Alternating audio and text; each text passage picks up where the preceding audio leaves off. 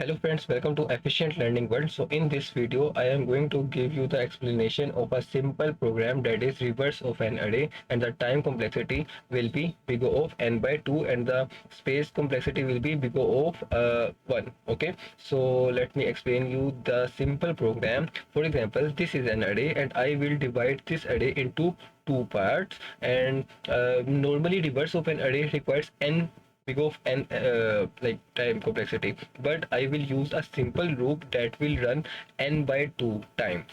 Okay, it means, for example, the size of this array is 6. Okay, there are 6 elements. It means that this loop contains 6 elements and size divided by 2, so size divided by 2 equal to 3. So it means this loop will execute 3 times, and when the loop will execute 3 times, after this loop execution, the I will get the reverse of an array. And now what is written inside this loop? So it this is a simple line that is swapping the first element, swapping the element present at first index with the element present at the last index, swapping the second element with the element present at the second last position, swapping the third element with the element present at the third last like element from the right side. Okay, so in short, if I tell you, so from this side we will go to the right side, from this side we will go to the left side. Let's try it on the code. For example, this is an array, so the first arrow is pointing to the element present at the 0th index, and the second arrow is pointing to the element present at the last index. Okay, now swap these two elements, 5 with the 0. Now this is a new array. 0 is at now first position and 5 is now at the last position. So it means that these two elements are now in correct position. Now I have to perform the swapping operation on like these elements, okay, remaining elements. Now from this side, as I told you, we will go to the right side, and from this side we will go to the left side. Now the elements, now the arrow is pointing to the first second element, that is 4, and from this side the pointer is pointing to the element present at the second position but from the right side. Okay, now swap 4 with the 1. Now new array is 1 and 4. Now I have to perform the operation on these elements 3 by 2. So again perform the reverse swap operation on these two elements, swap 3 with a 2, 2 with a 3. So now this is the output array, because we reached the midpoint of the array, that was 3. Okay, so size of the array is like 0 1 2 3 4 5.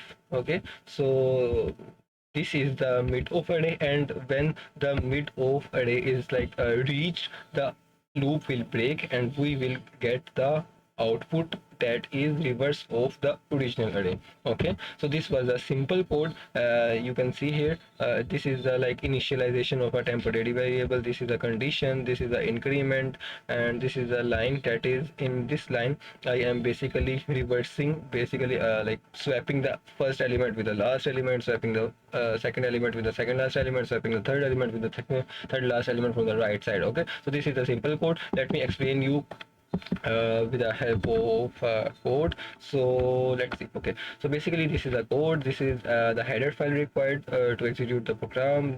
In the first line, I just declare an integer array and initialize it with 8 elements, that are 8 7 6 5 4 3 2 1. Then in this line, basically I just write some code to calculate the size of the array, because I have to find the total elements present in the array, so that I can find what is the length of the array. That is basically, for example, the length of this array is 8.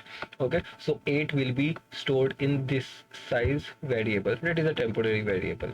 Okay, and now this is the line that we will just print the input array, and this is a loop that is basically running from 0th index to last index.